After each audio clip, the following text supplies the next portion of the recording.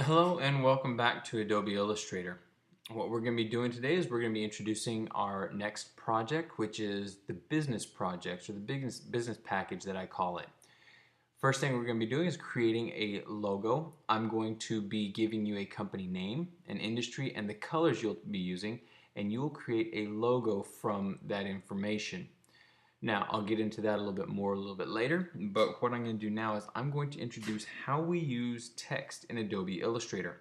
First off, what we're going to do is we're going to import some text. We're going to be working with text columns, and with these text columns, we're going to work with the text flow, overflow, and threading. We're going to be talking, of course, about text attributes such as size, color, font, and style. We're going to show you how to wrap text, how to warp text, and how to outline text to create these logos. All right, so first off, let's import some text. What I usually do whenever I'm going to import text is I copy and paste it from other documents. Whenever somebody sends you text, you're going to usually copy and paste that text. I open Adobe Illustrator, Adobe InDesign, Microsoft Word. If you have to get it off the internet, that's fine. So what I usually do, it's what most people do on any other program, is I copy it and then I go and whenever I want to insert it, I paste it. Now there's two different ways of pasting text in Adobe Illustrator. First is with the text tool active, you click and release and you go to paste. And basically you get long lines of text. Let me show you what I mean by that. So if you're going to have this 100 words of text, you have two very long lines of text. That's because there's only two paragraphs in here. Now I will also show you how to create paragraphs, a hard return and a soft return in Adobe Illustrator, which is very helpful in most instances. So another way of importing this text and controlling it a little bit better is with your text tool selected, click and drag a box. What we're doing is we're creating a bounding box. We're creating a fence that this text will not go outside of. So see how I pasted it in this box, and now it is just conforming to the bounds of that box. I can change the size of that box to be taller, narrower, wider. Okay? Now, whenever you have type like this, sometimes you're going to need it in columns. So let's say I need 2 columns of text. I need thin, tall columns.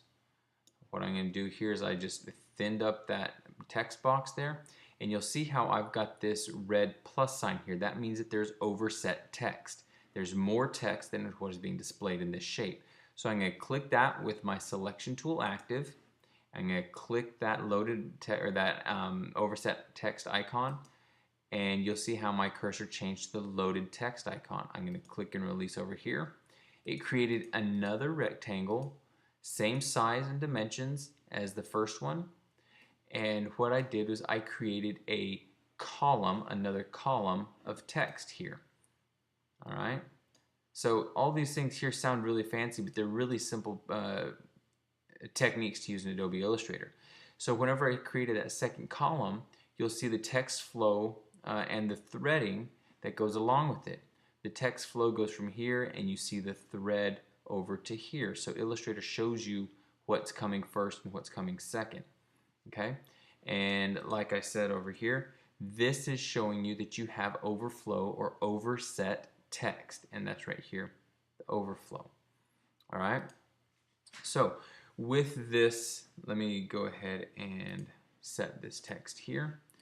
With this text here, let's say that I want to wrap that text around this shape. I want this shape to be here. We see this all over the place in magazines and whatnot where text is wrapped around an image.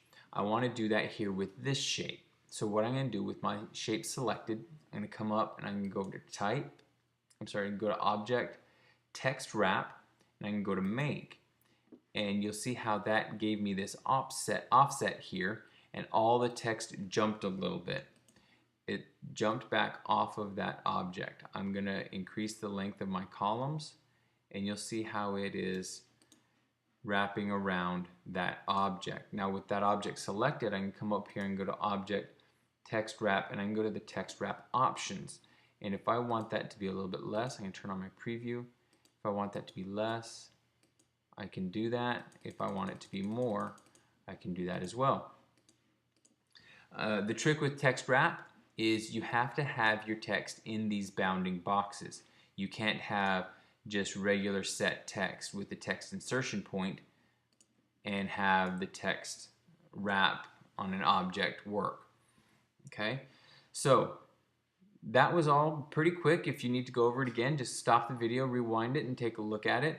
Let's move on to warping text though. So I'm going to take this text here, ipsum lorem, or lorem ipsum. I'm going to copy it.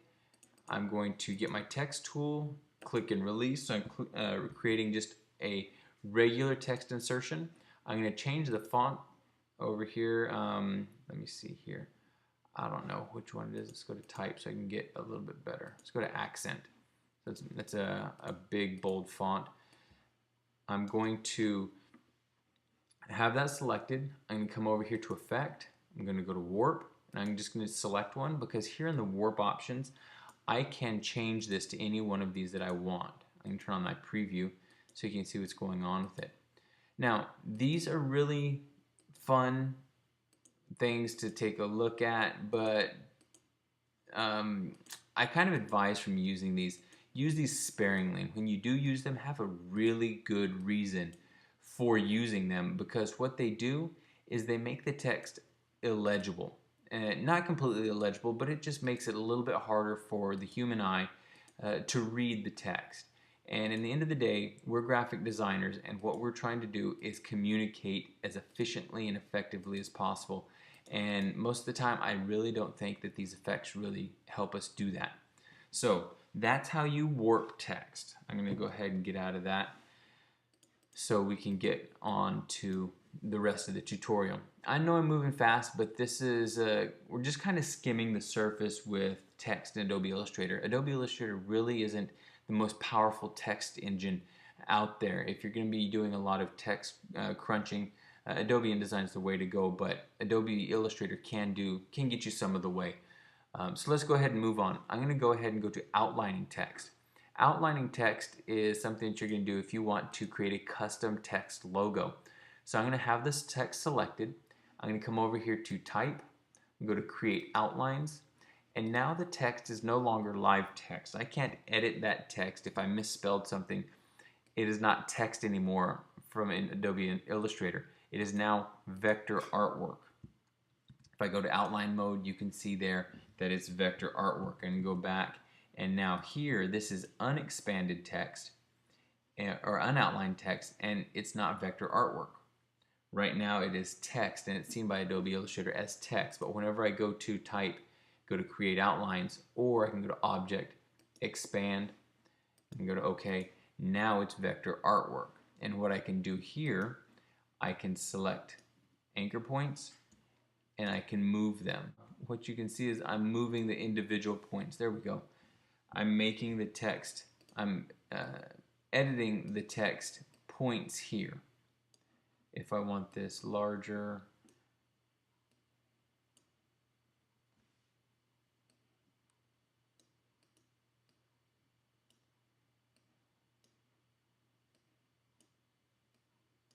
if I want to create these insane things, I can. And I can do that because I expanded the text, or I outlined the text. Okay.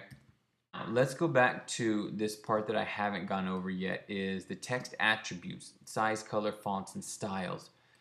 What you can do here in Adobe Illustrator, you've seen me do it a little bit so far, is I'm going to change the text attributes. First, I'm going to change the font. This here is accent. I'm going to come over here to Arial. Okay, and I did that by going to type. I can go to font. That's one way of doing it, so you can get a preview of the typeface that you're looking for. You can come here to the text panel here. You can find a text font that you want there. You can go to character and get the character panel out here, and you can go there. A lot of different ways to get to the same destination. Okay, So if you want to change the color, you come over here to your color palette and you can change the color. Just that easy. Okay. If you want to change the type size, you can increase or you can decrease the size there. Whenever I have text that is just in a text insertion point, I usually just drag, do a shift drag, so I scale it proportionally. That's usually one of the better ways to do that. Now, as I said earlier, I was going to tell you about a paragraph, starting and ending paragraphs. In Adobe Illustrator and most text generating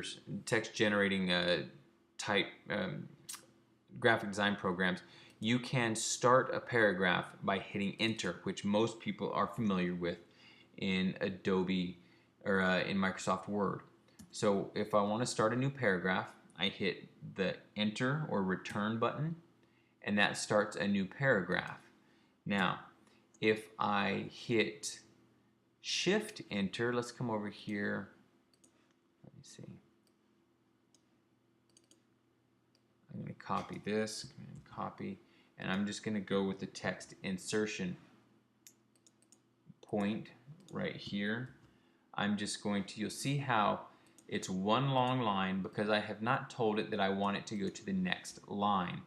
What I'm going to do is I'm going to come with my text tool and I'm going to hit an enter, a return. That means I start a new paragraph. Now here I'm going to do something different. I'm going to push and hold shift and then I'm going to hit return. That is called a soft return. That means you start a new line, but you do not start a new paragraph.